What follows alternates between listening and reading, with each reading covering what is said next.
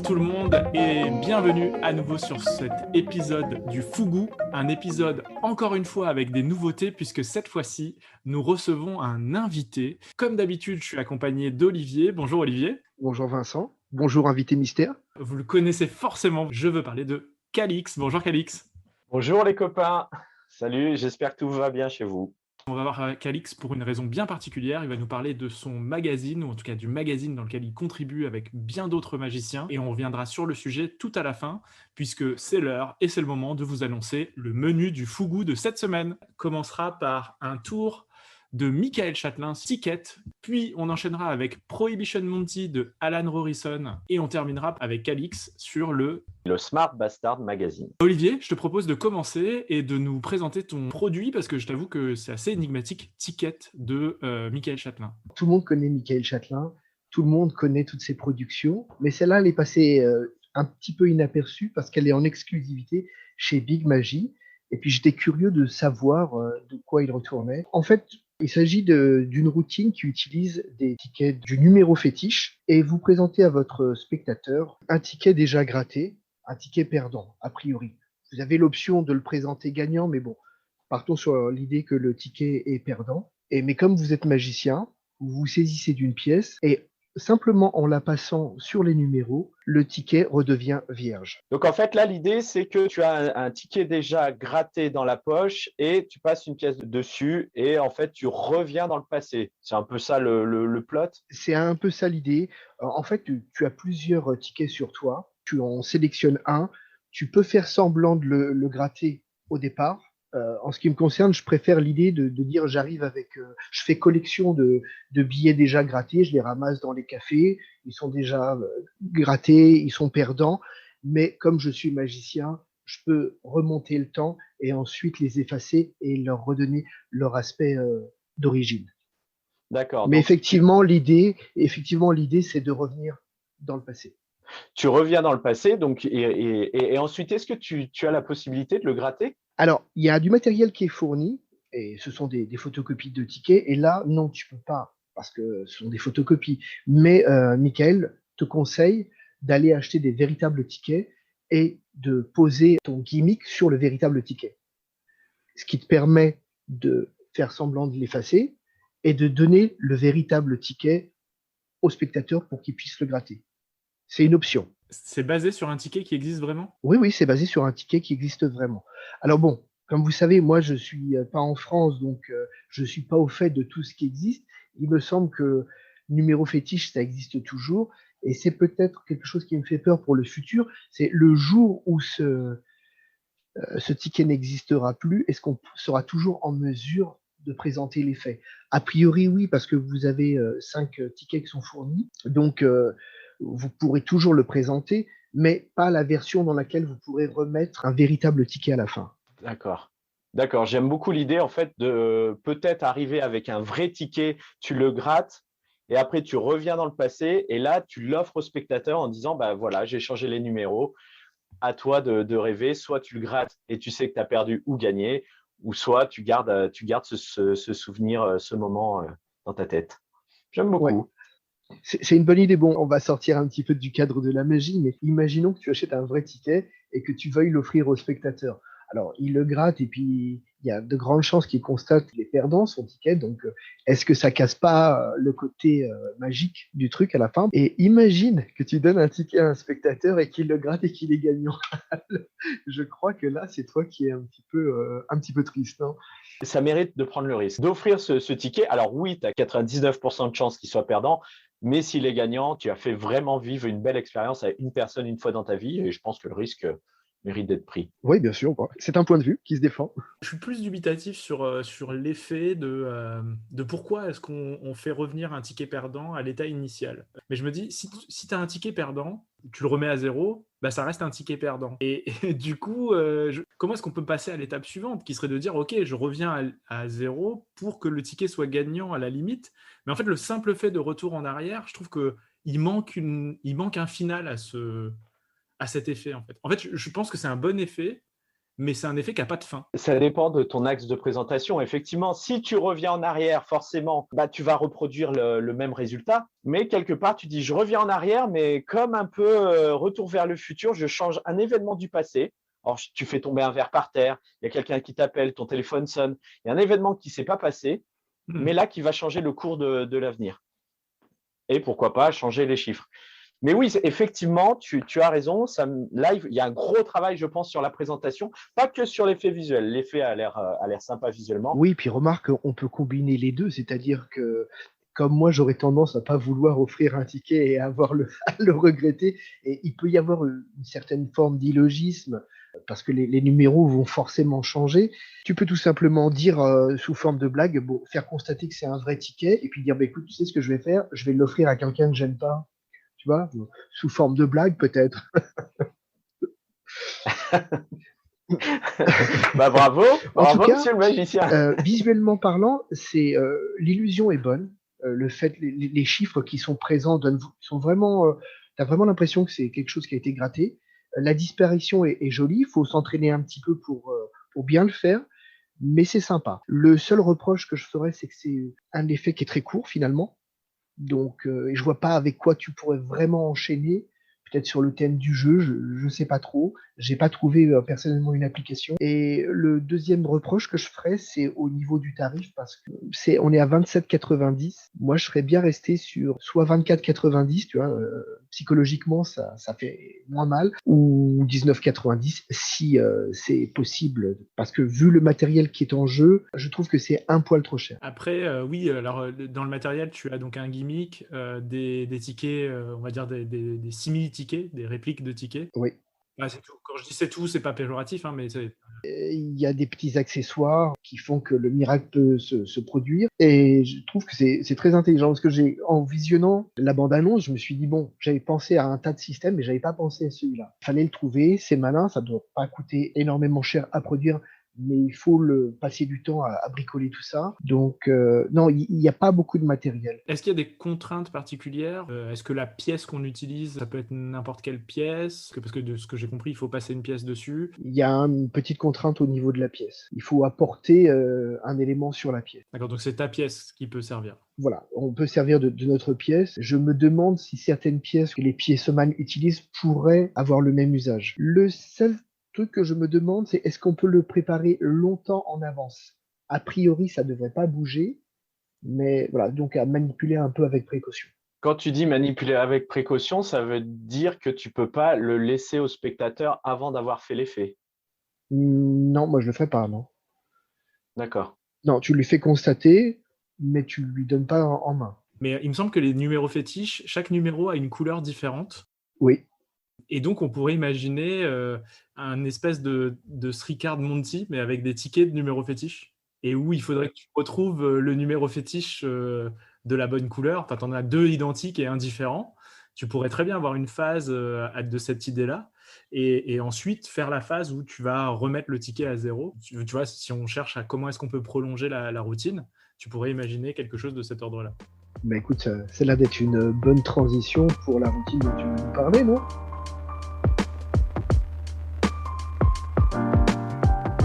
Et bah du coup, qu'est-ce que c'est Prohibition Monty? Il faut voir que c'est un tour qui est quand même très marqué dans sa présentation parce que on est dans un univers qui est l'univers des années 30, l'univers du contrôle des jeux et de l'alcool.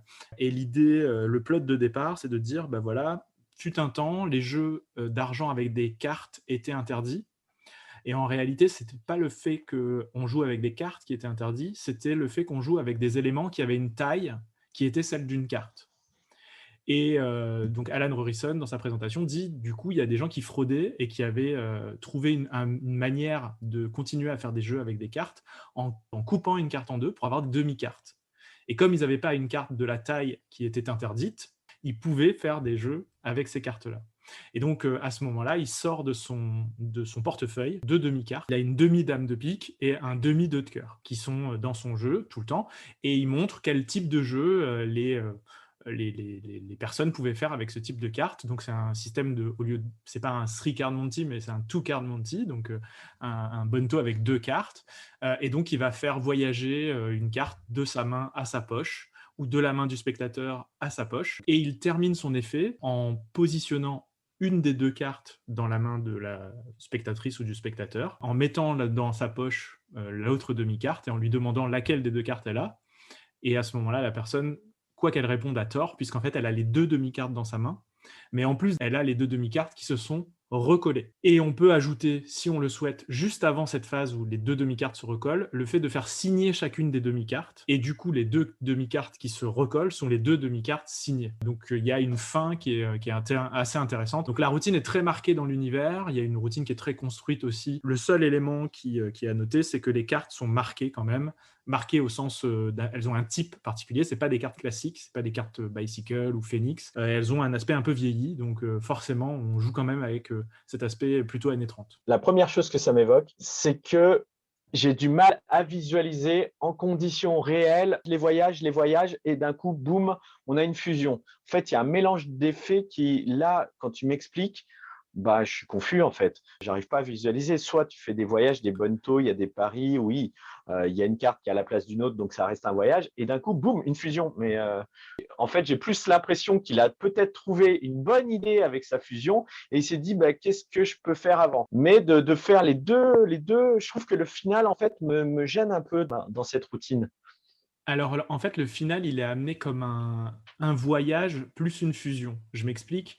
En réalité, les effets de Bonto qui sont faits, donc où la carte voyage de sa poche à la main de la spectatrice ou sur la table, sont un prétexte pour faire un certain nombre de mouvements qui Oui, permettent d'aboutir à la situation finale. Et au moment de la situation finale, ce qui se passe, c'est que lui donc fait ce qu'il fait depuis le début, c'est-à-dire qu'il met une demi-carte dans la main de la spectatrice, il met une demi-carte dans sa poche, et à ce moment-là, il fait intervenir un personnage imaginaire qui est la police, qui vient lui dire « Attention, monsieur, vous n'avez pas le droit de faire des choses. » Et à ce moment-là, il montre que la demi-carte qu'il vient de mettre dans sa poche, elle a disparu de sa poche. Donc il dit bah, « En fait, j'ai pas de carte depuis le début, c'est elle, donc c'est ma spectatrice ou mon spectateur, qui essaye de m'arnaquer avec des cartes. » Et là, la spectatrice dit bah non, j'ai qu'une moitié de carte, c'est lui qui essaye de le faire. Et au moment où elle ouvre sa main, elle voit qu'elle a les deux moitiés de cartes et qu'en fait, pire encore, les deux moitiés de cartes ont fusionné.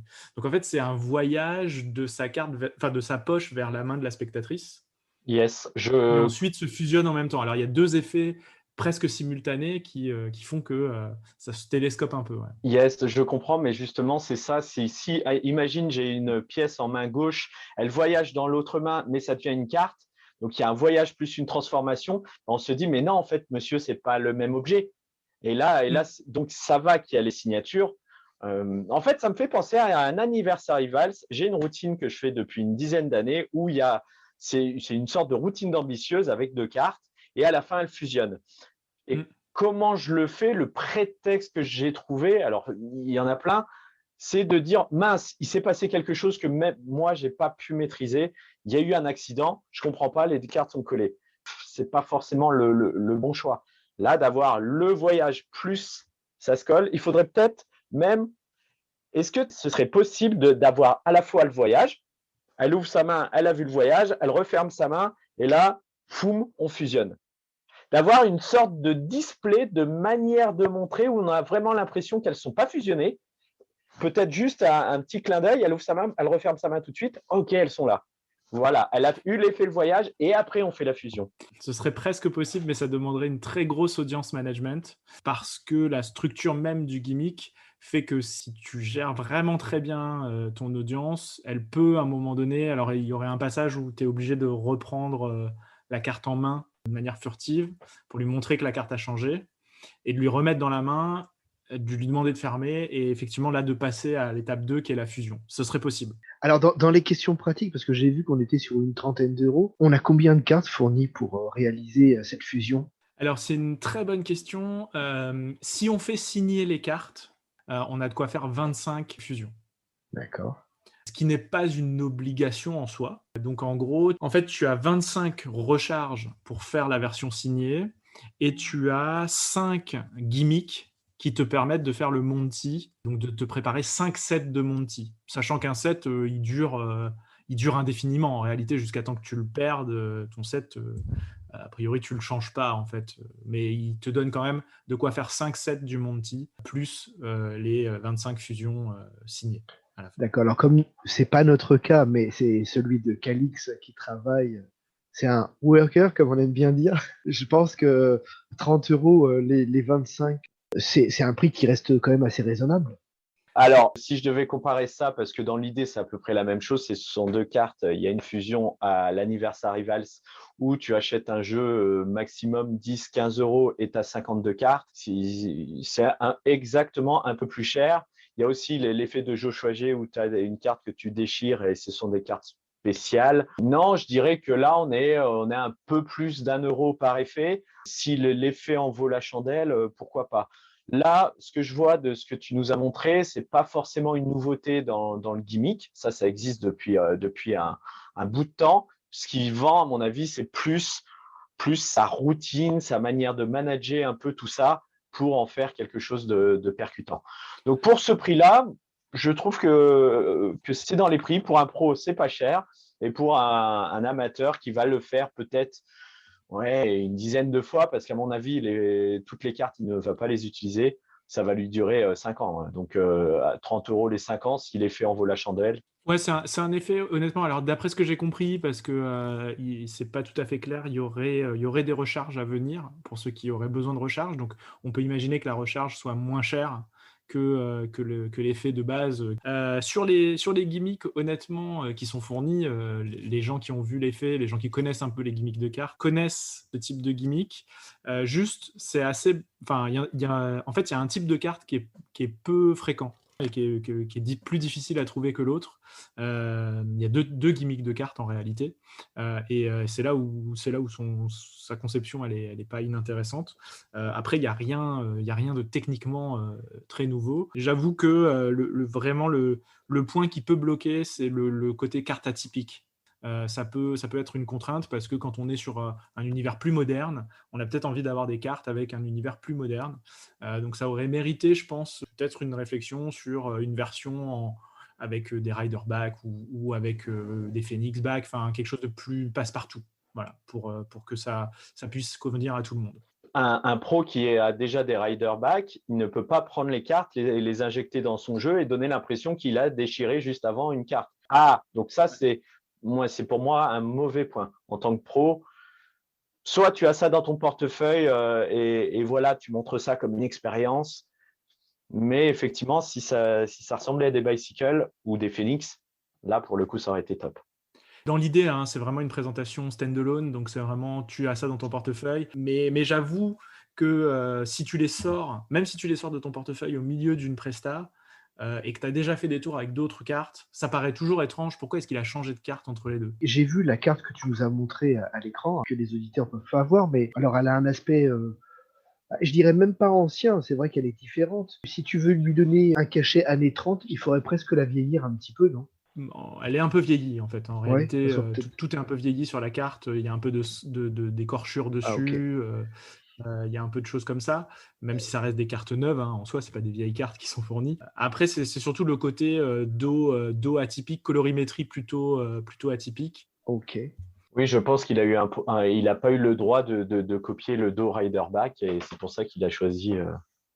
Alors, je pense qu'il n'a pas eu le droit d'utiliser le Do Rider Back. Ça, enfin, c'est une constante depuis quelques années. On sait que Bicycle veut pas que les gens utilisent le Rider Back pour des cartes gimmick. Mais il aurait pu utiliser un dos, sachant qu'en plus, c'est que des demi-cartes. Il aurait pu utiliser un dos Maiden Back, qui est très utilisé pour les cartes gimmick, qui serait passé totalement inaperçu dans un jeu Rider Back, parce que pour le coup, les gens ne sont pas des spécialistes des cartes comme nous, on peut l'être.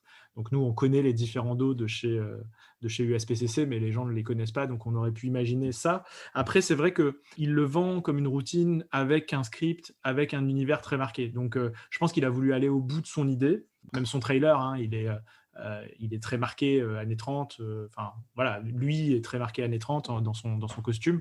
Donc je pense que c'était vraiment l'envie de mettre ça, comme un effet un peu avec une histoire, avec quelque chose ce qui est intéressant parce qu'on a beaucoup trop d'effets où il n'y a pas d'histoire, où il n'y a rien dedans. Tu as un effet et puis tu ne sais pas dans quel contexte forcément le mettre. Alors parfois c'est pratique parce que tu peux le mettre à ta sauce, mais au moins là, j'ai envie de dire que le magicien qui n'a pas d'idée, il a au moins un effet avec une belle histoire à raconter. Calix, une question. pour nos éditeurs, tu te souviens de la grande époque du Magazine? Oui, Ah, tu t'en souviens un petit peu quand même, hein? Tu y as un petit participé, peu, hein, un ouais. petit peu. Est-ce que l'ambiance comme ça, discuter magie tous les trois aujourd'hui, est-ce que ça te remémore pas des bons souvenirs? Aussi, là, ça y est, j'ai pris 10 ans dans ma vue, là, tout de suite. Mais j'adore les soirées entre copains, bière, pizza. Ce sont de très bonnes soirées où tu échanges sur un produit, sur une idée. Ah oui, mais moi, je suis pas pour. Et oui, mais t'es pas pour, mais pourquoi, etc. Et ton point de vue, je ne le partage pas, mais il est intéressant, etc. Donc, j'adore cette ambiance. Donc, bravo les gars d'avoir mis ça sur pied. Sur un podcast, c'est d'autant plus difficile votre métier parce que enfin votre métier, c'est votre podcast parce que tu n'as pas les visuels alors que nous on avait les visuels. Tu peux montrer les objets et tout faire passer avec des mots, c'est loin d'être simple. Avec le confinement, tout a changé. L'idée, c'est qu'on puisse avoir une discussion en copain comme ça, et puis que les gens soient pas forcément, ils travaillent déjà toute la journée devant leur écran, et qu'ils n'aient pas à revoir des critiques ou des avis devant un écran, et qu'ils puissent nous écouter un peu partout, en toute liberté, quoi. Dans la voiture, tu rentres du bureau, tu vois qu'il y a le podcast, tu le lances, c'est vrai que c'est pratique. Et comme ça, tu n'embêtes pas la famille le soir à rester devant ton écran d'ordinateur. Alors le Magazine, ça nous amène au magazine.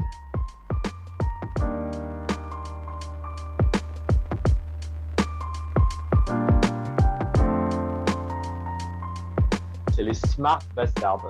Tu veux peut-être en savoir plus sur pourquoi d'ailleurs Smart Mais Bastard. pourquoi Smart Bastard? Eh C'est ben ça la voilà, question. je suis mentaliste, j'ai posé la question avant que tu me la poses. En fait, c'est qu'on a un groupe de potes, on est une dizaine de magiciens, enfin, et le thème de ce groupe WhatsApp, c'est vraiment le mentalisme. Et puis, on se retrouve des fois, on loue une maison, on se retrouve dans un endroit et on passe un week-end autour du mentalisme.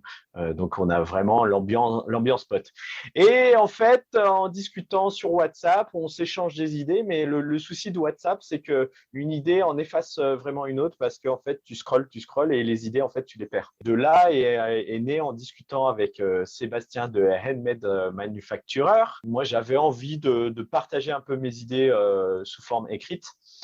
Et lui aussi, et puis on s'est dit, mais pourquoi on ne fait pas quelque chose à deux? Je lui dis, et puis on s'est dit, mais il y a les 8 autres copains dans le groupe, peut-être que ça peut en tenter un ou deux ou plus. Et en fait, tout le monde a dit, bah, ah ok, c'est une bonne idée. Donc Seb et moi, on a pris un peu la main sur le bébé et eux nous envoient leurs idées, nous on les met en forme dans un magazine, etc. Et l'intérêt, c'est aussi pour ça que je souhaite un peu avoir la main dessus au début, j'adore les brainstorming. Et dès qu'il y a quelqu'un qui envoie une idée, eh bien, on brainstorm un peu dessus alors voilà, son idée, elle fait 20 lignes et au final, il y a 2 pages sur son idée parce qu'on a tous apporté notre pierre à l'édifice. Donc voilà, en fait, c'est comme les soirées bière, magie, pizza, mais sous forme écrite où tu t'échanges des idées. Ah, il y a un tel du groupe, il a pensé à ci, à ça, etc. Donc voilà un peu comment est né le magazine. Donc l'esprit magazine, c'est aussi l'esprit copain, quoi. Exactement. Alors là, on souhaite garder ça, on souhaite garder l'esprit copain. Et c'est aussi pour ça que le numéro 1 est aussi un peu piquant, un peu trop Mad Magic et même un peu trop, d'ailleurs, on nous l'a reproché. Parce qu'au final, dans la vie de tous les jours, on s'envoie des vannes, on s'envoie des gros mots, on n'arrête pas toute la journée. Et puis, on a voulu garder un peu cet esprit dans le magazine parce que ça représente vraiment notre groupe. Donc là, sur le numéro 2, on a allégé un peu les fucks et tout ça.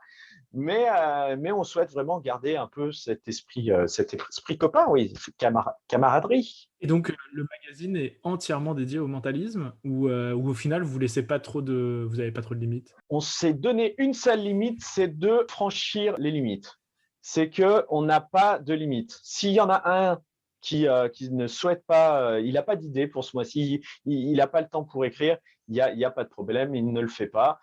Il y en a un qui a une idée, mais elle tient en un paragraphe de 10 lignes. OK, il n'y a pas de souci. Si le ton et tout ça, chacun est libre, est libre. Si vraiment ça dépasse un peu les bornes, on dit est-ce que tu ne penses pas qu'il faudrait revoir un peu ta copie là-dessus, juste sur quelques phrases. Sur le premier, on a enlevé des choses parce qu'on taclait d'autres magiciens.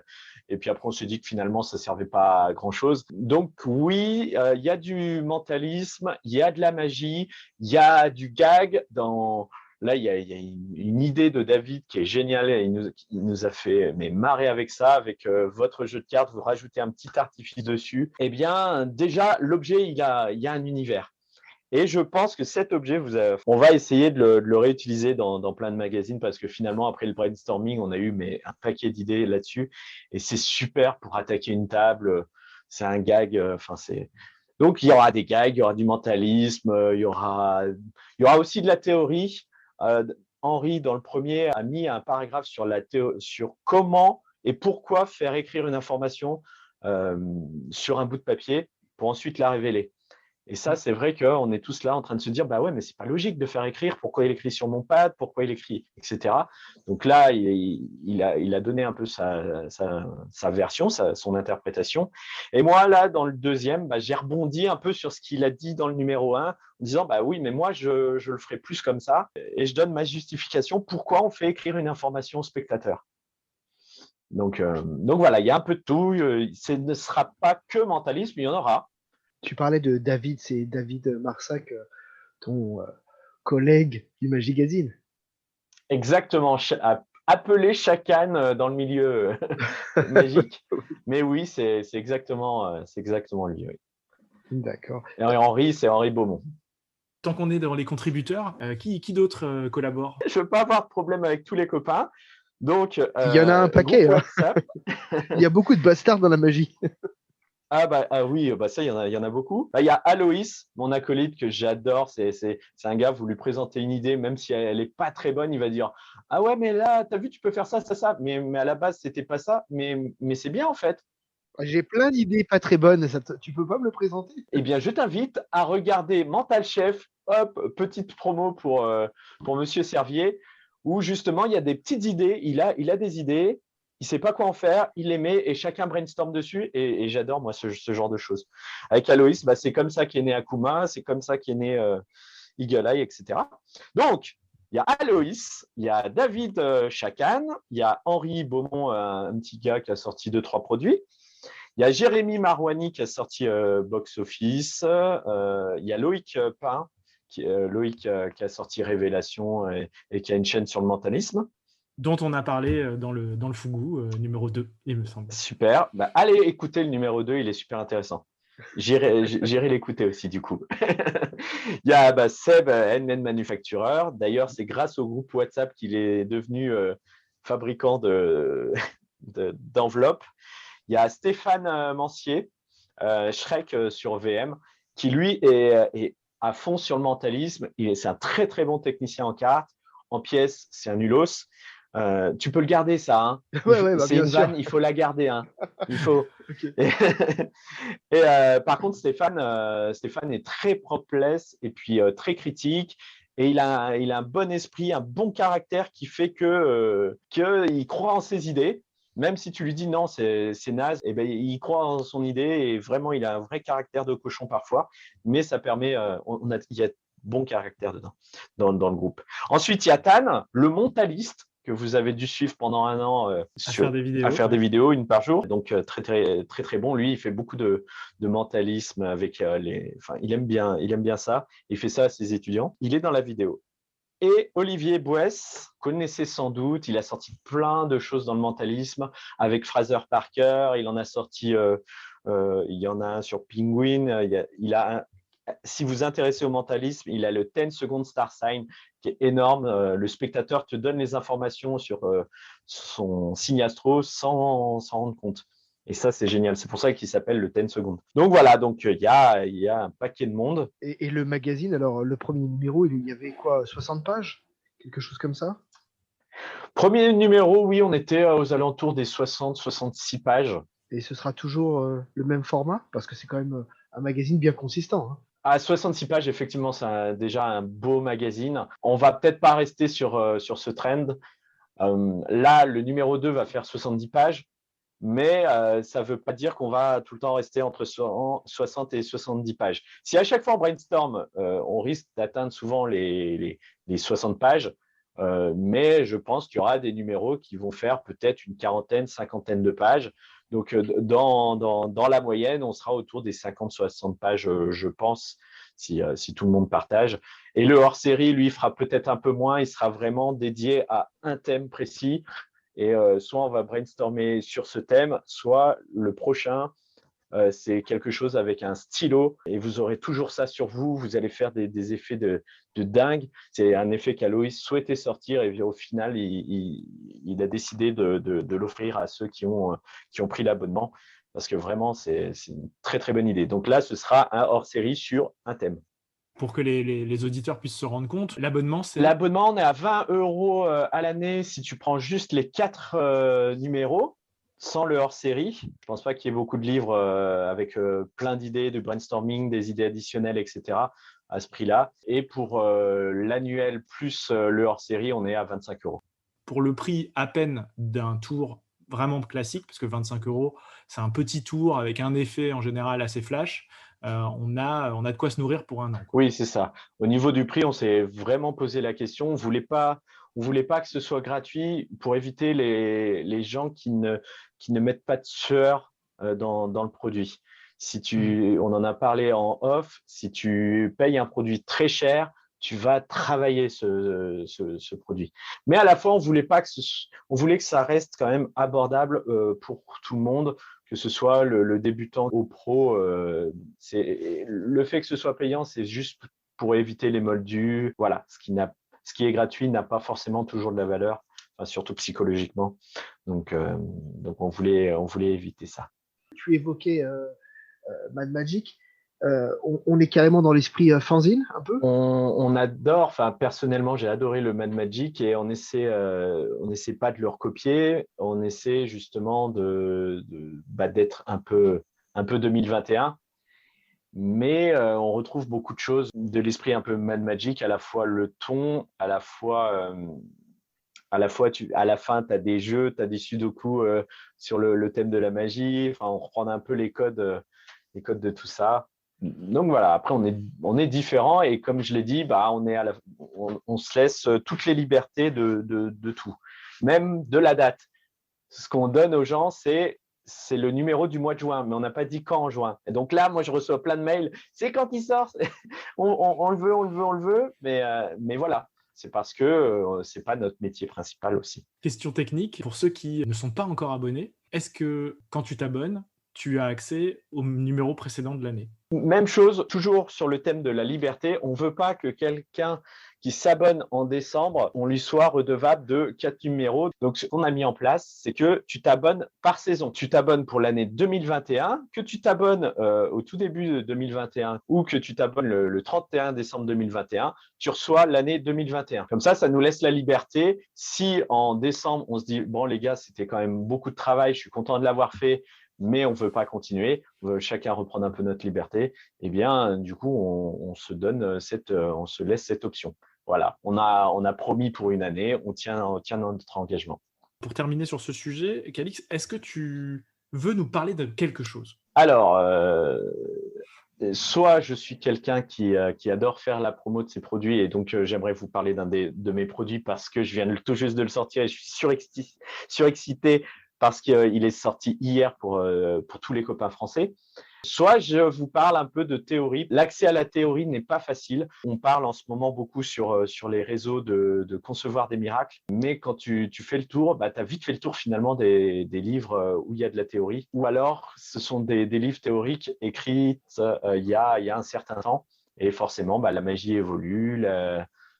Notre univers évolue. On est en 2021, on ne parle plus en 2021 comme Our Magic le faisait à l'époque où il est sorti. Donc, inspirez-vous, essayez d'aller lire de la théorie, lisez Designing Miracle, Concevoir des miracles. Ça va vous changer votre vie de magicien. Intéressez-vous à toute l'école espagnole et leur campus. J'ai fait le campus Magico à Madrid et franchement, ça m'a retourné. J'étais plus magicien. Je savais plus. J'avais plus d'expérience, j'avais tout oublié. Donc, intéressez-vous à tout ça. Il y a une chose que je dois dire, c'est celle-ci. Il n'y a pas que les tours, il n'y a pas que ce qu'on achète. Il y a aussi toute la partie théorique qui va justement vous permettre d'être critique sur tout ce que vous achetez. Là, on a échangé par rapport à ton tour. Moi, j'ai dit que voilà, c'était pas forcément, j'allais pas le faire dans ce sens-là parce que ça me gêne niveau théorie, etc. Alors, peut-être que je ferai un jour, mais du coup, avec ce bagage théorique, je vais tout travailler pour fermer toutes les portes, comme dit notre cher ami Juan, pour faire en sorte que tout soit fluide et mémorable pour le spectateur. Soyez mémorable. Et il y a un des mots que j'utilise cette semaine que j'ai utilisé énormément, c'est mémorable. Essayez justement que les gens se souviennent, non pas de votre effet, non pas de votre routine, non pas de tout ce que vous venez de faire, mais des points que vous souhaitez qu'ils mémorisent. Dans ta routine, par exemple, tu fais un bonneto, mais tu n'as pas envie qu'ils se souviennent de chaque étape du bonneto. Toi, ce que tu as envie, tu as juste envie d'ancrer, parce que tu es en train de préparer ton final, tu as envie d'ancrer le fait que les cartes sont séparées, que les cartes, ils les ont eues dans les mains, ils ont pu les visiter, ils ont pu les checker, ils ont pu les triturer avant d'avoir l'effet final. Donc, essayez de réfléchir en se posant les questions de qu'est-ce que je veux que mon spectateur se souvienne. Voilà. Et là, déjà, une fois que tu te poses ces questions, déjà, tu gagnes pas mal de temps sur ton temps d'écriture. Alors, si on voulait être un peu smart et surtout bastard, est-ce que ta phrase essayer de réfléchir, on ne peut pas juste l'arrêter là, en fait? C'est peut-être le vrai problème des magiciens. C'est qu'il y en a trop qui ne réfléchissent pas à ce qu'ils font. Alors, j'ai envie de te dire, tu es accepté dans le groupe Smart Bastard, espèce de… Exactement. Non, il y a un magicien à Lyon que j'aime beaucoup qui s'appelle Chris Zeppa et qui disait tout le temps, mais je crois que la phrase n'est pas de lui, on s'arrête toujours de penser trop tôt. On s'arrête toujours de penser. Point. On arrive là, on achète un produit, ok, il y a un bonneto, on arrête de penser. Là, on a vu un tour de Michael Châtelain, on arrête de penser. Ok, c'est comme ça, non, j'aime pas. Oui, mais t'aimes pas, pourquoi? Qu'est-ce qui fait que t'aimes pas? Tu pourrais pas le changer. Et comment tu pourrais l'inclure? Se poser des questions tout le temps, tout le temps, tout le temps. C'est quelque chose que permettent les livres et pas forcément les vidéos. Je m'explique, hier soir, j'étais encore en train de lire un bouquin et je lisais, alors je n'étais pas trop inspiré sur ce qu'il racontait ou par la routine décrite, et je suis parti carrément sur autre chose. Alors que les vidéos ou les routines qu'on achète, elles laissent moins la place à l'imagination que la lecture. Totalement d'accord avec toi. C'est peut-être parce que nous, on est vieux, toi et moi, mais c'est cadeau celle-ci. Et c'est bastard aussi, ça aussi. Merci. Mais c'est parce qu'on est né dans les livres, on n'est pas né avec un téléphone dans la main. Et c'est vrai que, j'allais dire, en plus, ça colle à ce que tu dis, j'allais dire, n'oubliez pas non plus de rêver, de rêvasser, de vous ennuyer. Il n'y a rien de tel que de s'ennuyer pour progresser, pour créer, pour imaginer des choses. Quand tu es dans une salle d'attente, ne sors pas ton téléphone. Refais-toi ta routine dans ta tête. Et là, tu vas voir que tu vas imaginer la personne qui est en face de toi choisir la carte à la place d'une autre personne. Et là, tu vas partir sur un délire parce que tu es en salle d'attente et tu as le médecin qui va arriver avec son masque et tout ça. Avec ses piqûres, il va commencer à attaquer ton jeu de cartes. Peu importe. Mais laissez-vous ce moment de rêve. Et comme tu le dis, avec les vidéos, on n'a pas ça. J'ai l'image de la télé, tu vois, tu es en train de manger les informations que te donne BFM TV. Et c'est pareil avec les vidéos de magie. Tu t'empêches de rêver, tu t'empêches de réfléchir. Et on est d'accord, tu rêves beaucoup plus avec des mots qu'avec des images. Alors, du coup, Calix, tu voulais nous parler d'un autre sujet. Exactement. Alors, voilà, c'est une nouveauté. C'est un projet. Ça fait 1 an qu'on est dessus. Enfin, un peu moins d'1 an. On est étonné par la vitesse d'exécution entre l'idée et la sortie.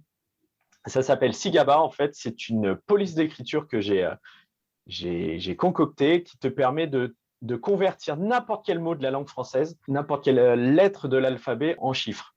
Ce qui fait que tu peux avoir des révélations de chiffres, des prédictions, etc.